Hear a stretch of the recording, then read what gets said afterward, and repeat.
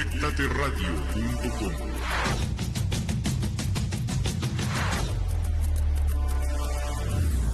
Buenos días, buenas tardes, buenas noches, dependiendo de la hora y del lugar en la que nos estés viendo, nos estés escuchando.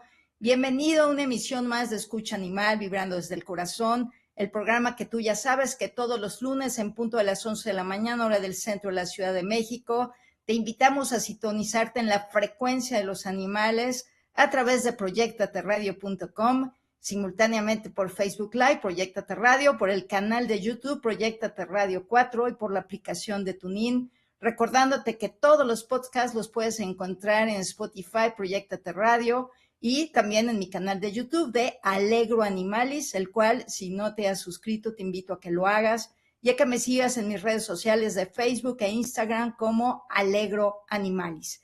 Yo soy Janine Hasselkus y una vez más agradezco tu presencia, tus comentarios, tus sugerencias, tu like y que difundas y compartas este programa que tiene el objetivo de brindarte información que nos permita mejorar el vínculo con los animales, siempre desde el respeto, el reconocimiento, la gratitud y el amor. El tema de hoy es muy interesante, lo han pedido, lo han sugerido muchos de ustedes que me acompañan ya desde hace 4 años. El tema de hoy es alergias en gatos y perros, lo que debes saber. Y para hablar de ello me acompaña un experto en el tema, es el doctor Alejandro Campo, médico veterinario zootecnista, posgraduado en dermatología veterinaria, quien cuenta con estancias en dermatología en Cali, Colombia, y que actualmente está cursando un gran máster en alergología en humanos. Bienvenido, doctor, ¿cómo está? Muy buenos días, gracias por acompañarme el día de hoy. ¿Cómo se encuentra? Hola, ¿qué tal, Janine? ¿Cómo estás? Hola a todos. Es un placer estar aquí con ustedes compartiendo de esto que es mi pasión. Lo sé, doctor. Pues vamos a arrancar porque el tema, decíamos, da para mucho, doctor. Entonces, la pregunta básica, ¿qué Sí, son esto de las alergias y cuáles serían como las principales causas en gatos y perros, enfocándonos en los animales de compañía más comunes? ok. Mira, la alergia es una respuesta anormal del cuerpo. O sea, estamos hablando que todos estamos constantemente expuestos a pólenes ambientales, estamos expuestos al polen, a los pólenes de pastos, de árboles, a las esporas de hongos, a los ácaros del polvo. Todos estamos expuestos, también nuestras mascotas.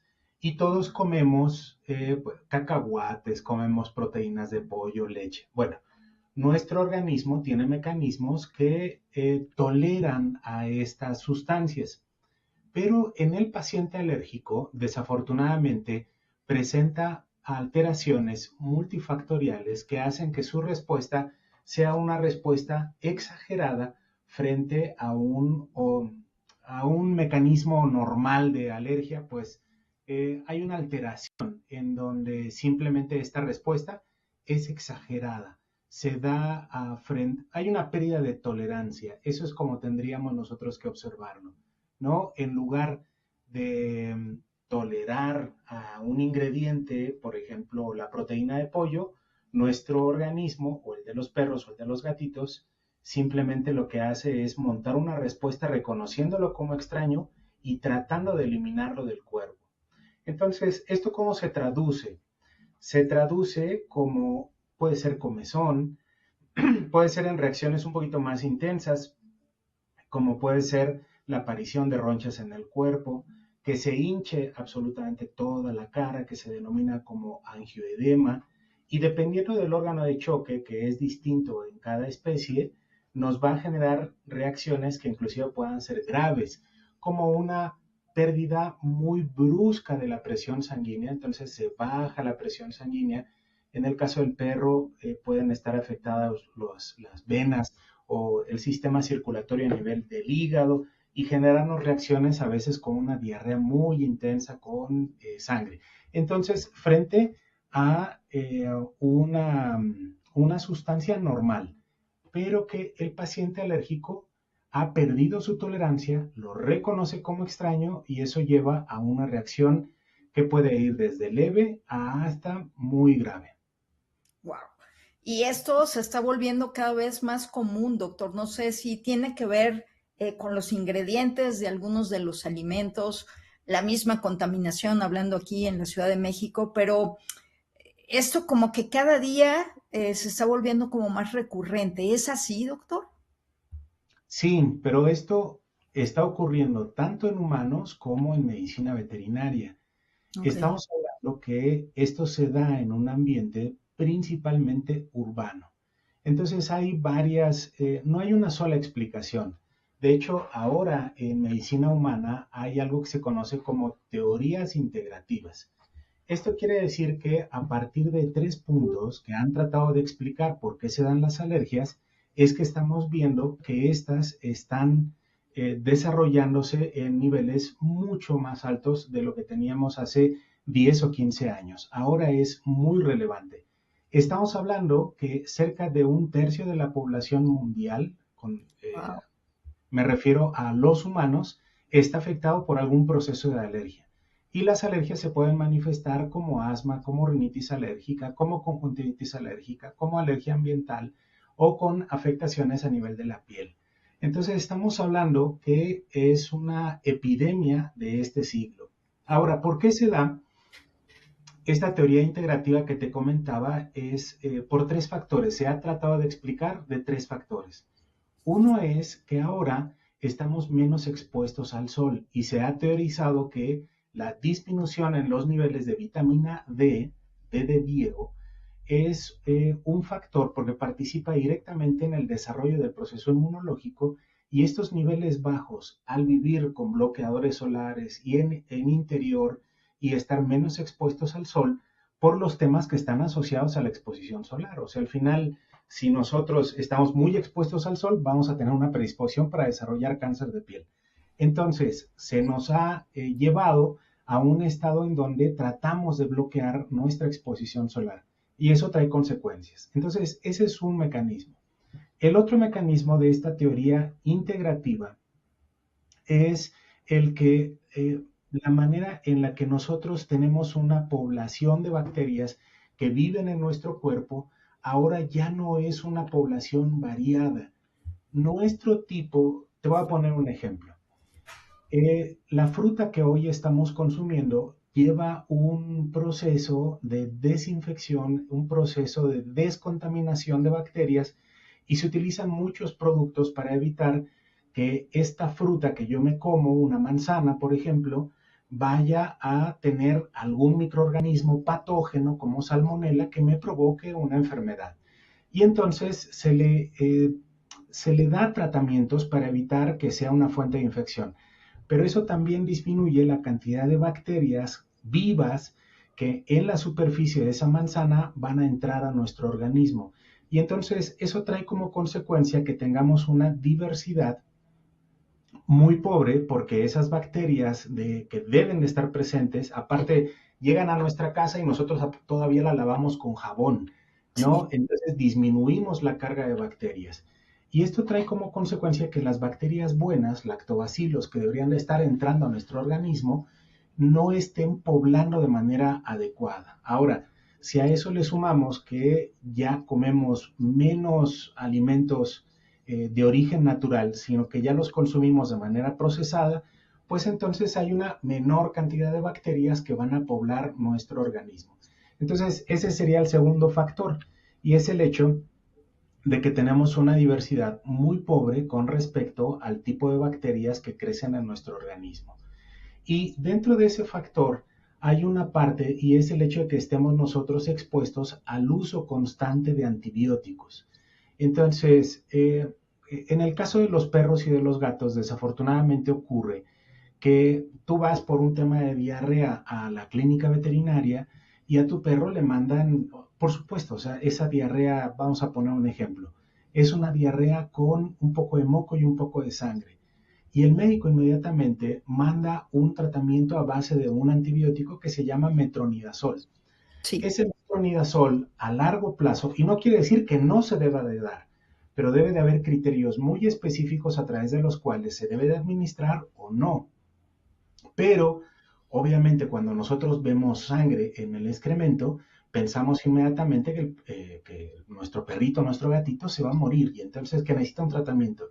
Y entonces el médico, por tradición, por desconocimiento, manda metronidazol. Y entonces ese metronidazol en un cachorrito va a generar un cambio que se sabe que los cambios ocasionados a nivel de las bacterias por la administración de un antibiótico pueden durar hasta medio año en regularizarse. Yo me lo tomo 4 días, pero los cambios duran medio año. Entonces, ese es un segundo factor con respecto a la diversidad de, diversidad de las bacterias. Y existe un tercer factor, es cómo nosotros nos exponemos frente a los alergenos. Hay vías de tolerancia, que la vía es por vía oral. O sea, yo como el pollo, pero yo no me unto el pollo en la piel. Si yo me untara el pollo en la piel, la exposición a través de mi sistema inmunológico de la piel va a reconocer al pollo como una sustancia externa, como una sustancia a la cual se debe de montar una respuesta de defensa. Claro. A diferencia de que lo probemos a través de la boca. Entonces, ¿qué ocurre en este tercer factor? Que, por ejemplo, en el caso de los seres humanos ahora a través de la piel se sabe, porque hay estudios que evalúan la cantidad de cacahuate, por poner un ejemplo nada más, evalúan la cantidad de cacahuate que hay dentro de dentro de un hogar, dentro de una casa habitación, y se han encontrado cantidades ínfimas de cacahuate presentes en el ambiente en donde uno duerme, en la cuna de un bebé. Entonces, esos residuos de cacahuate que están expuestos a nivel de la piel van a inducir una sensibilización de ese niño al cacahuate. Ahora, ¿qué es lo que ocurre? Que el perro antes vivía fuera de la casa, o el gato antes vivía fuera de la casa. Ahora lo tenemos completamente en el interior. Eso que lleva que este paciente que antes no estaba expuesto a residuos de alimentos, su piel no estaba expuesta a esos residuos de alimentos, ahora su piel sí lo está. Y de esa manera se va desarrollando una sensibilización que antes no ocurría. Entonces, son estos tres factores. Ahora el perro y el gato viven dentro de casa, con menor exposición a la luz del sol. Por lo tanto, tienen niveles bajos de vitamina D. Es un paciente también que ahora consume un alimento no natural. O sea, estamos hablando de un alimento procesado que no debe de tener bacterias. Pero el que tenga pocas bacterias en comparación cuando comía fuera de la casa, hace que su organismo tenga una menor diversidad y eso lo predispone. Y si adicionalmente al vivir dentro de casa, muchas personas tienen por costumbre el que su perrito, su gatito tenga un sitio de descanso dentro de la cocina. Y entonces está expuesto a proteínas a nivel de la piel, no a nivel de la vía oral, que la vía oral por excelencia es la vía para generar tolerancia. Pero si estamos expuestos en la piel, desarrollamos una pérdida de la tolerancia. Entonces, muy larga la explicación, pero es la situación por la cual desafortunadamente ahora vemos que hay mucho más alergia en perros y gatos de lo que yo veía hace 20 años, ¿no? Así es. Y doctor, ¿cómo podemos diferenciar, o sea, cómo saber si efectivamente se trata de una alergia, sea alimentaria, sea ambiental, de otras afecciones de la piel, por ejemplo, o de otro tipo de salud en nuestros compañeros animales? O sea, ¿cómo determinar si mi perro, mi gato, si es alérgico y cómo saber a qué es alérgico? Ok, mira, desafortunadamente se requiere de experiencia. El médico, para poder establecer estas condiciones, debe de ser un alergólogo veterinario o un dermatólogo veterinario. Desafortunadamente, el médico general carece de la capacidad para poder distinguir estas situaciones. Entonces, te voy a comentar un ejemplo. Los gases en los perros, los gases malolientes, es un signo de alergia.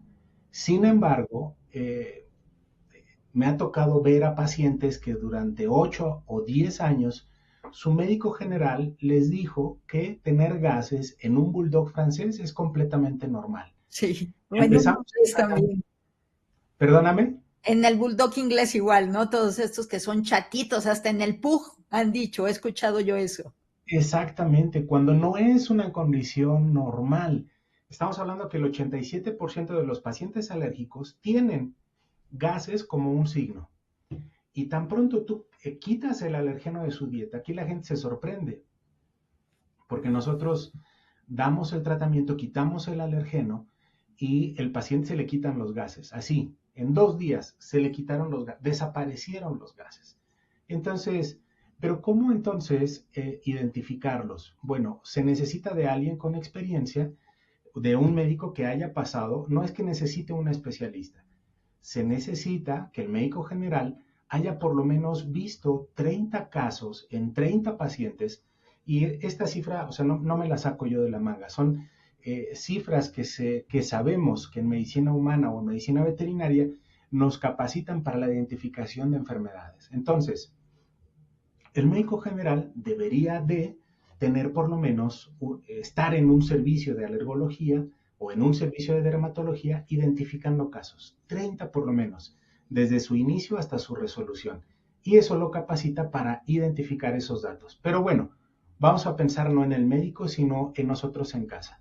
Ya te dije un signo, los gases es un signo. Te voy a decir otro que frecuentemente el médico general le dice a los tutores de los perritos, el vómito es normal que los perros vomiten y que vomiten una vez cada 2 meses.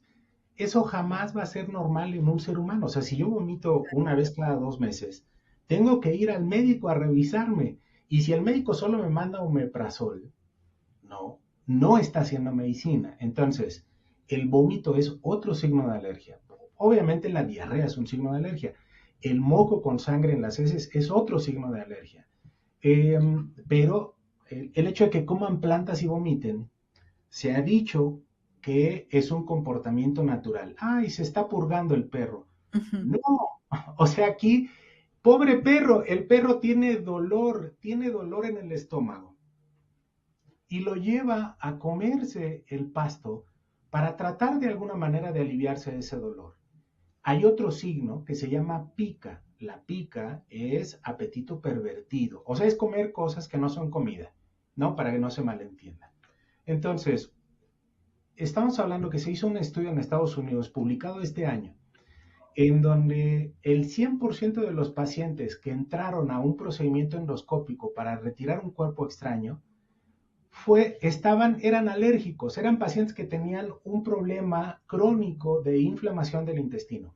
El 100% de los perros que entraron a endoscopía para retirar un cuerpo extraño tenían una enteropatía crónica, o sea, tenían una inflamación crónica del estómago y del intestino.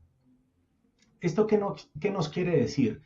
Que muchas veces el médico general desestima esta condición y le comenta es más, inclusive le echa la culpa a los propietarios. No, pues es que tú debes de tener más cuidado en qué es lo que se come el perro.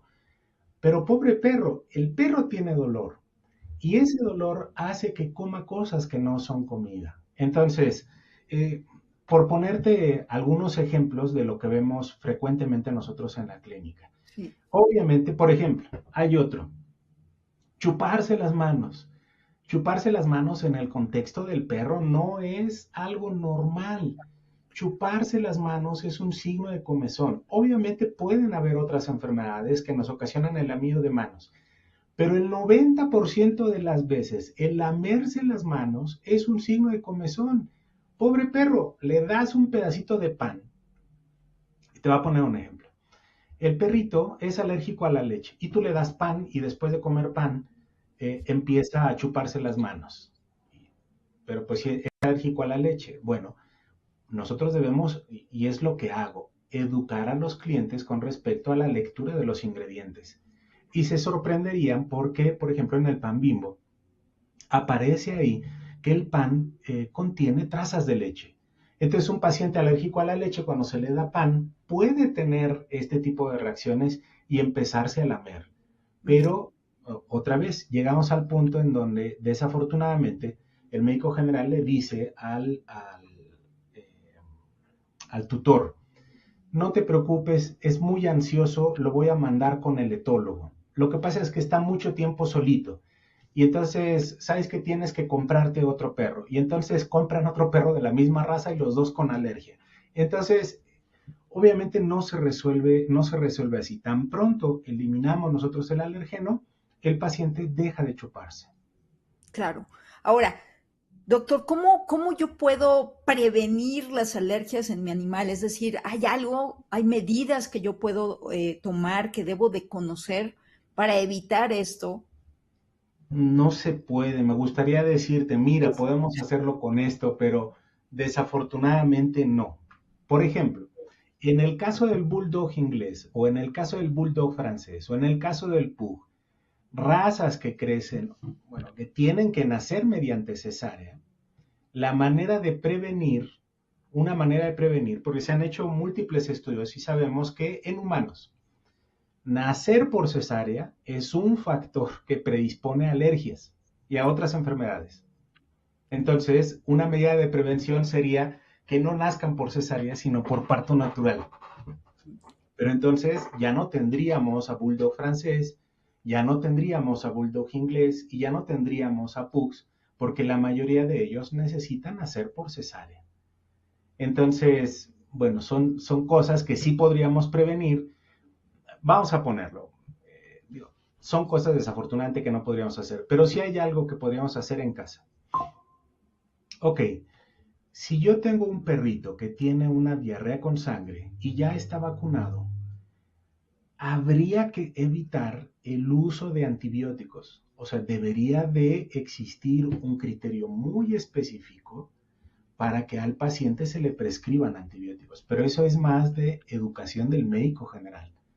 No es tanto de ustedes, pero como tutores sí tendríamos que evitar al máximo el uso de antibióticos. O sea, yo los uso, pero los uso en muy contadas ocasiones. Te voy a poner un ejemplo regresando al cachorrito. Un cachorrito que tiene rastros de moco y de sangre es un signo de alergia. O sea, el 90% de los pacientes que tienen evacuaciones con moco y con sangre son alérgicos. Vamos al veterinario, pero vamos a ver cuáles serían los criterios. El criterio sería, el paciente está de buen ánimo, pero solo está defecando con moco y sangre, no necesita antibiótico. El paciente tiene fiebre, no tiene fiebre, no necesita antibiótico. El paciente, le tomamos una muestra de sangre, le mandamos a hacer una biometría hemática y ahora ya los resultados están en 10 minutos. Y los resultados de su prueba de sangre nos indican que el paciente no tiene elevación de glóbulos blancos, no necesita antibiótico, necesita una dieta que elimine el alergeno dentro de su alimentación. Entonces, ¿qué otro criterio sería? Bueno, ya hablamos de la fiebre, hablamos del estado de ánimo del paciente. Uno muy sencillo, le toman la presión sanguínea al chaparrito, al cachorrito. Si está hipotenso, si se le bajó la presión sanguínea, requiere antibiótico. Si no se le bajó la presión sanguínea, no requiere antibiótico. Entonces, pero la idea sería que por lo menos tengan 3 o 4 criterios que nos permitan establecer si el paciente requiere o no la administración. Pero en la medida de lo posible, tratar de evitar el uso de antibióticos. Ahora, por supuesto que si un paciente llega al consultorio, está deprimido, baja la presión sanguínea, tiene un conteo de glóbulos blancos elevados, tiene fiebre, por supuesto que sí se le tiene que dar antibiótico. Pero si no reúne esos criterios, deberíamos evitarlo. De esa manera podríamos evitar el que desarrollen alergias. Ahora, ¿qué otra cosa podemos hacer para prevenir las alergias? Evitar la exposición a sustancias que sabemos que son alergénicas. Te voy a decir, por ejemplo, ahora es muy común que les pongan ropita y que la ropita tenga suavitel. Sí. Las fragancias son extremadamente alergénicas, pero todo tipo de fragancias. Las del Cloralex mascota, las de las toallitas limpiadoras, la del fabuloso, bueno, la de los limpiadores para trapear el piso, le ponemos fragancias, ponemos un montón de productos Ujú. que tienen perfumes y que esos perfumes están favoreciendo alergias en el perrito. Obviamente debe de tener una predisposición un chaparrito. Estamos hablando que si tienes un bulldog francés, un bulldog inglés, tienes un pug, tienes un westie, tienes un golden retriever, un pastor alemán, un doberman, un collie, todas esas razas tienen predisposición para alergia. Tienes un perro salchicha, tiene predisposición para alergia. Entonces, evita en él utilizar detergentes que tengan fragancia. Suavitel, no lo uses. Evita utilizar las toallitas húmedas. Ahora las toallitas húmedas Sí. con eso le limpian las patitas todos los días. Y lo que están haciendo es favoreciendo la exposición de la piel a un alergeno. No solo la fragancia, dentro de las toallitas húmedas hay una sustancia que se llama metil-isotiazolinona y esa sustancia induce alergia. Si se las ponemos a uno de estos perritos, vamos a desarrollar esto. Y si aparte esa toallita viene con fragancia, bueno, pues vamos a tener más problemas. ¿Qué otra cosa podemos hacer? Podemos sacar a nuestro perrito para prevenir la alergia. Esto es, que tenga una socialización temprana, que vaya a parques, que vaya a convivir con otros perritos, que no lo vayamos tan frecuente, porque aparte compramos un shampoo perfumado para que... Todo, kit, doctor, todo un kit. Exactamente. Entonces, eh, todas esas condiciones hacen que, bueno, no queremos que huela, pero ni tantito a perro. Entonces, ahora habrás visto en TikTok, en estas plataformas de redes sociales, que a los perritos les ponen productos para suavizar los cojinetes. Sí. Les ponen, o sea, los hemos visto, les ponen las toallitas, les ponen tratamientos como si fueran humanos. Uh-huh. Está bien, no hay problema, pero no es que tengamos que utilizar productos hipoalergénicos, es que tendríamos que utilizarlo solamente con agüita, solamente utilizando telitas de algodón, que vamos nosotros a una tienda de telas, compramos pequeños bloquecitos de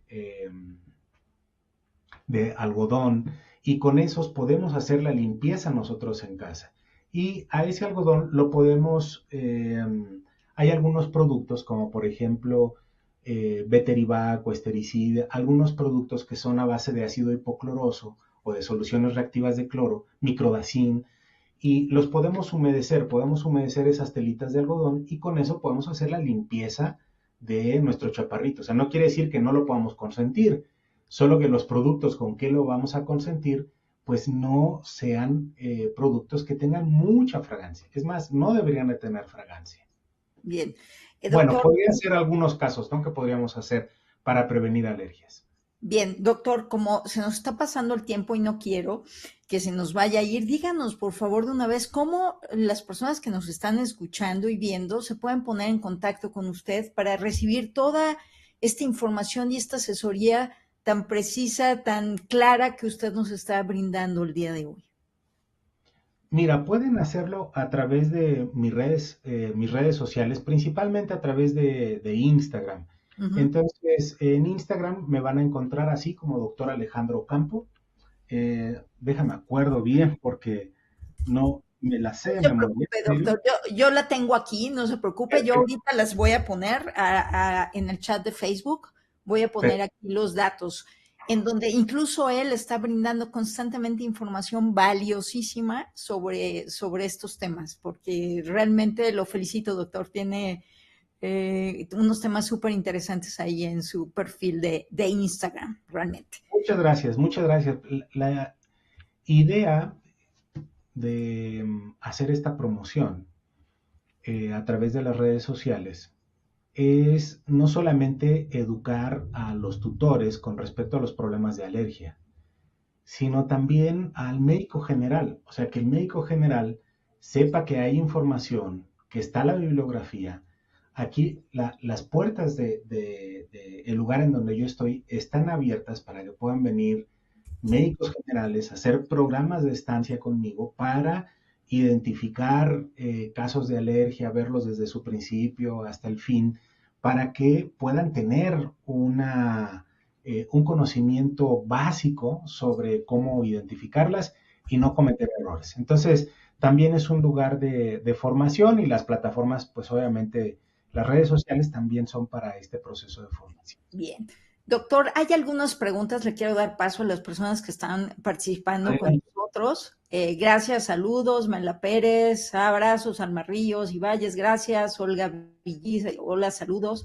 Andrés Rojas nos dice, ¿es correcto afirmar que existen razas de perros hipoalergénicas que no generan reacciones alérgicas en ninguna persona? No desde un punto de vista muy específico. A ver, lo que tenemos son razas de perros. Hay dos razas que se han considerado como hipoalergénicas. Una raza es el Schnauzer y otra raza es el Poodle, el French Poodle o Caniche. Bueno, estas dos razas tienen algo en particular y es que tienen un tipo de crecimiento de pelo que es continuo. Por eso los tenemos que llevar de tanto en tanto, los tenemos que llevar a la estética para que le hagan un cortecito al pelo. Y Ujú. obviamente entonces tiran menos pelo. Y eso ha hecho que eh, en el colectivo se genere la idea de que son razas hipoalergénicas. Ahora, en el caso de los gatos, igual, ¿no? Pues gatos sin pelo o Ujú. gatos o perros igual que carecen de pelo como yo, se considerarían menos alérgicas. Pero siguen teniendo, porque nosotros somos alérgicos, las personas que somos alérgicos al epitelio del gato. Entonces, o al epitelio del perro, o al epitelio del caballo, o sea, a células muertas que se desprenden de la piel de los perros o de los gatos, a eso somos alérgicos.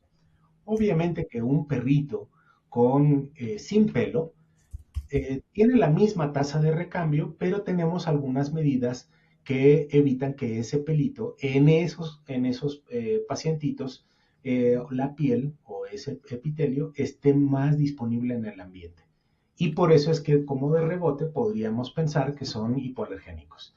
Pero Bien. en realidad no, o sea, siguen produciendo eh, piel y esa piel es a la que las personas alérgicas son sensibles. Entonces, no existen razas hipoalergénicas, pero por supuesto que sí ayuda el que sean perritos sin pelo o que tengan un tipo de pelo de crecimiento continuo. Bien. Doctor, por aquí nos pregunta Antonio Mus, ¿cuáles son las alergias más comunes en gatos? En gatos, principalmente a las fragancias. O sea, he tenido a muchos pacientes alérgicos, cuya respuesta se da porque de repente le cambiaron la arena del gato. O sea, la arena en la que ahora todas las arenas, no todas, afortunadamente hay sus excepciones, pero vienen cargadas con una cantidad bárbara de perfume para que no huela el excremento del gatito. Pero eso nos juega en contra.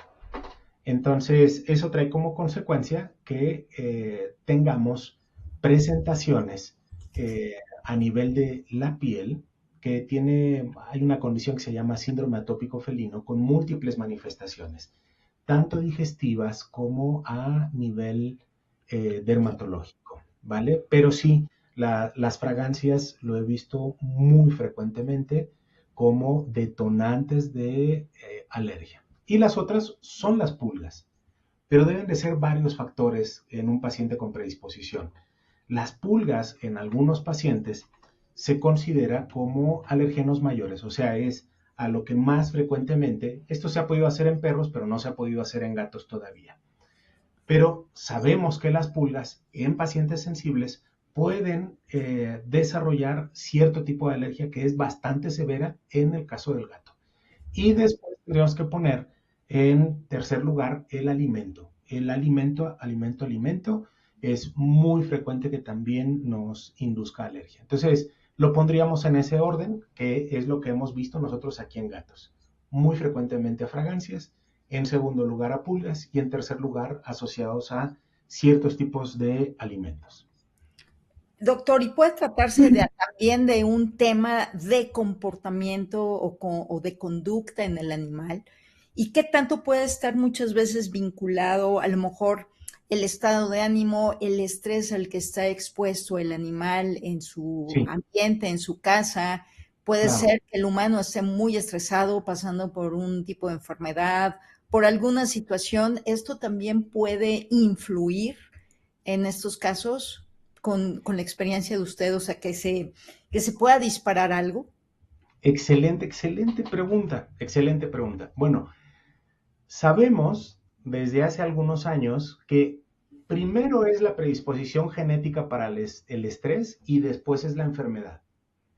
Entonces, el paciente, ahora sabemos, por ejemplo, en el caso de gatos, regresando a los gatos, sabemos que existe una condición que se denomina como síndrome de Pandora y es un problema asociado a diferentes alteraciones o mutaciones en determinados genes que regulan varios factores en el paciente.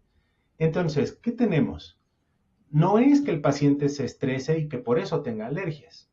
Ujú, Es un paciente que de manera genética nació con varias particularidades. Entonces te voy a decir, son pacientes que nacen con un problema para recaptar serotonina, primer factor, y la serotonina es una sustancia, es una hormona que regula los niveles de estrés en nuestro organismo. ujú. Bueno, poniéndolo así de manera muy sencilla. Pero sabemos que los pacientes con síndrome de Pandora, en el caso de los gatos, tienen un defecto en la recaptación de serotonina de manera genética. Pero tienen otro factor. Y el otro factor que tienen es un intestino que las células no están bien pegaditas entre sí. Entonces, al no estar bien pegaditas entre sí, al dejar huecos, están facilitando que las bacterias puedan pasar de un lugar donde no deben de estar, o más bien del intestino, que es en donde deben de estar, que puedan penetrar hacia la mucosa del intestino. Y eso trae como consecuencia esta translocación bacteriana, trae un proceso de inflamación crónica. Entonces, tenemos factores en el paciente de características genéticas que lo predisponen para que desarrolle una respuesta de estrés inflamatoria mucho más grave que un paciente normal. Entonces, son pacientes que genéticamente cualquier cambio, por ejemplo, hace poco atendíamos a un pacientito y es un pacientito que tuvo una obstrucción urinaria y ese pacientito, una semana antes de que tuviera la obstrucción veterinaria, la obstrucción urinaria, quise decir, eh, la persona que les ayudaba en la limpieza en casa había cambiado, era una persona nueva. Ok. Y, o sea, solo por el hecho de cambiar a la persona, Ujú. un paciente con una predisposición genética desarrolló este problema en el caso del gatito. Ahora, esto te lo estoy diciendo porque le hicimos un estudio genético al gatito. O sea, no es que lo esté yo teorizando. Se le hizo un estudio genético para encontrar la causa específica en este gatito que lo estaba induciendo a una respuesta de estrés muy severa. Bueno, salieron con estas vías genéticas alteradas, estas vías metabólicas, ¿no? Wow. Aquí tengo una pregunta de alguien que conozco y que está batallando muchísimo con su gatito precisamente, doctor. Ella es Sí, Joana Troya y me dice, buenos días, excelente tema. Como sabes, yo he estado batallando con mi gato con este tema. Ya hicimos dieta hidrolizada, ha usado corticoides, atópica, gabapentina, le hizo afecto por más tiempo, pero ya no. Mi pregunta es, ¿qué tan confiables y efectivas son las pruebas PAX y las vacunas?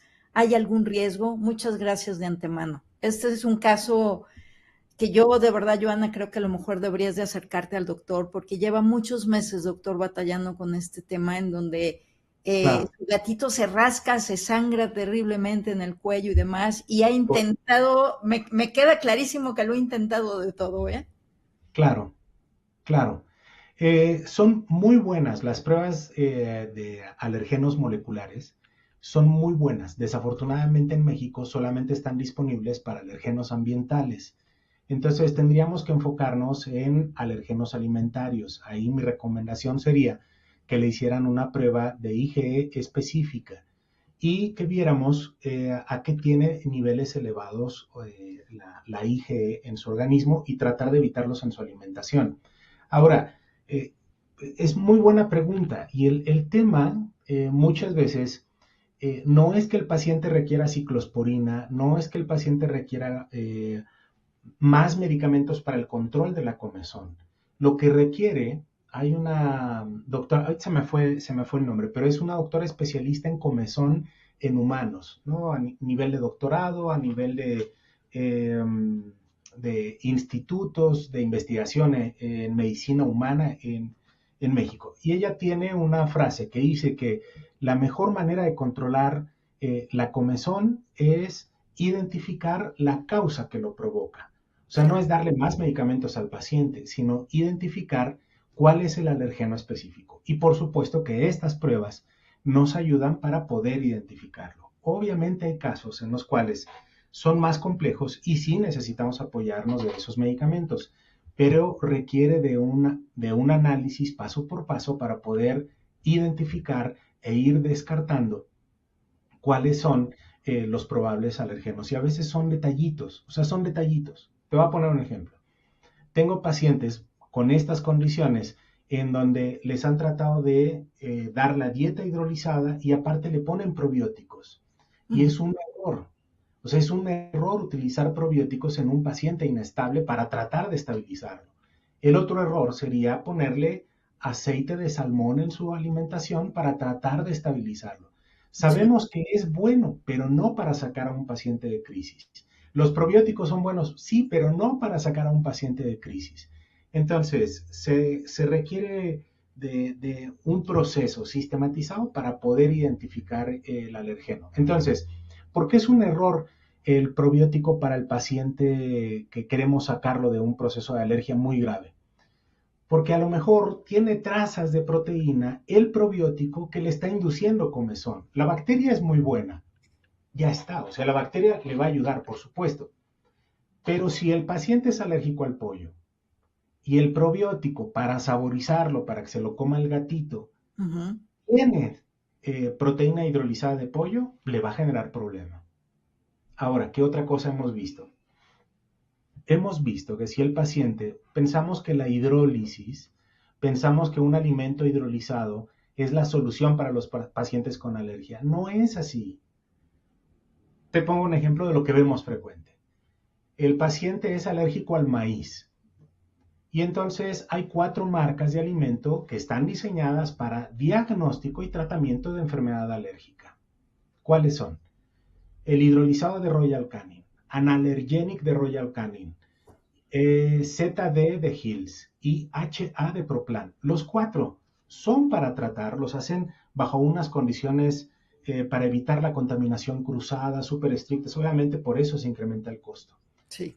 Pero los 4 tienen maíz. Si el paciente es alérgico al maíz, ese alimento les va a ocasionar comezón. O sea, algo tan simple. Te pongo otro ejemplo.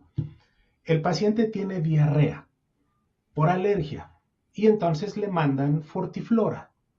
Sí. Porque pues está diseñado para diarrea. Pero si el paciente es alérgico al cerdo, Fortiflora le va a ocasionar diarrea porque está hecho a base de un hidrolizado de cerdo. No importa que esté hidrolizado. O sea, nos han dicho que la hidrólisis evita la alergia. A ver, sí, solo un tipo de alergia. Pero hay 9 tipos de alergias. Entonces, las otras 8 no las va a bloquear la hidrólisis, por más buena que sea. Entonces, lo que necesita el paciente, regresando a este punto, el paciente es alérgico al pollo y tú le das un hidrolizado de pollo, pero tienes la mala suerte de que el paciente tiene una alergia mixta, no mediada por IgE y mediada por IgE, la hidrólisis no le va a funcionar. No va a terminar por controlar el problema si el paciente es alérgico al pollo. Aunque esté hidrolizado, ultra hidrolizado, ese alimento le va a seguir induciendo alergia al paciente sensible al pollo. Tenemos que eliminarlo, buscar otra alternativa. Entonces, ¿las pruebas moleculares funcionan? Sí, por supuesto. Yo pensaría que pudiera llevárselo a Estados Unidos y hacerle una prueba en Estados Unidos de alergenos moleculares, porque allá sí tienen para alimentos y sería muy útil la información que ahí nos pueda dar. Pero definitivamente sí necesitamos como hacer un manejo integral. No se trata de agregarle más medicamentos, sino tener un diagnóstico específico, ¿no? Por ahí debe de haber algún detallito. Bien, doctor, me quedan escasos minutos. Yo lo quiero Sí, invitar si es posible, porque este es un tema que da para mucho. Tengo todavía preguntas, tanto del público como preguntas de acá, para ver si podríamos continuar con el tema, doctor, porque como lo había dicho usted, esto da para más y cada vez es más común, así como el famoso linfoma o la enfermedad inflamatoria intestinal, que también se ha vuelto como muy común, ¿no?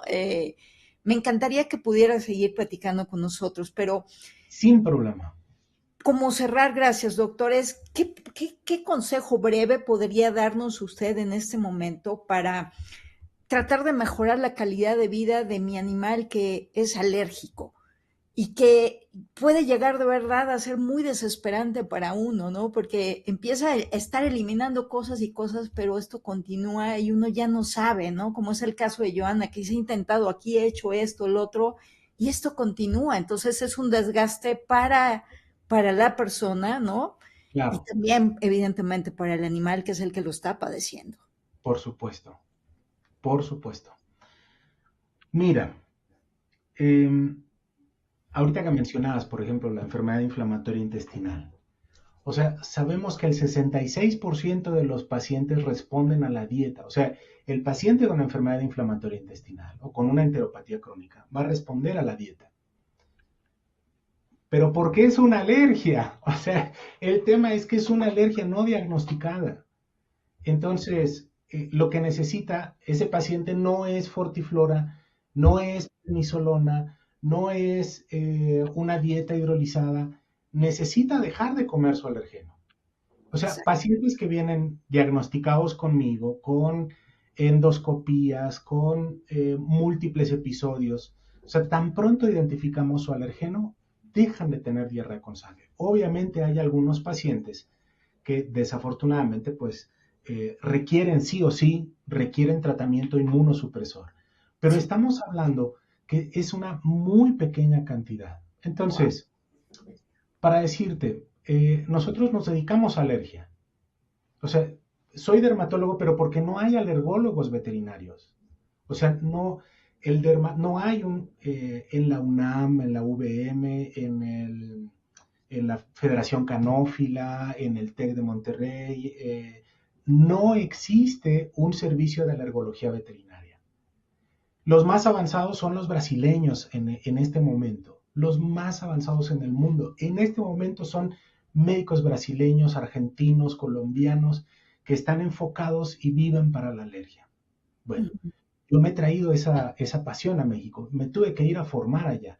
No porque no haya buena formación aquí, pero el tema es que apenas estamos empezando a desarrollar uno de los proyectos que tengo a largo plazo es de abrir una escuela de formación para alergólogos veterinarios y para gastroenterólogos veterinarios, pero con el enfoque de alergología.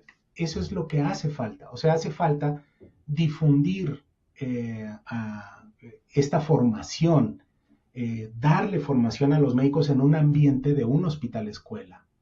Claro. Entonces, en la medida en la que podamos tener eso, vamos a poder tener más especialistas en el área que sean capaces de identificar los problemas. O sea, se requiere amar mucho esto, porque han pasado muchos médicos que han trabajado conmigo y ahora ya tienen esa formación, pero porque lo han visto, trabajan ya en otros hospitales. Ujú, ujú. Y estos médicos ya tienen un poquito de formación en alergia por lo que han visto trabajando conmigo en esos casos. O sea, cosas tan sencillas como eh, el paciente era alérgico al pescado. Y entonces, hasta que no le quitaste el pescado, no desaparecieron sus signos. El problema es que tú le estás dando cápsulas de aceite de salmón o aceite de salmón de cualquier marca veterinaria o en tabletas de ácidos grasos esenciales para quitarle la inflamación. Y lo que le estás dando es lo que está ocasionando el problema. Entonces, al final, el paciente no tiene diagnóstico y Claro. se requiere pasión por las alergias. Como el que usted tiene, doctor. Gracias, a ver si podemos coincidir, a ver si el próximo lunes o otro lunes pudiéramos continuar con este tema, doctor.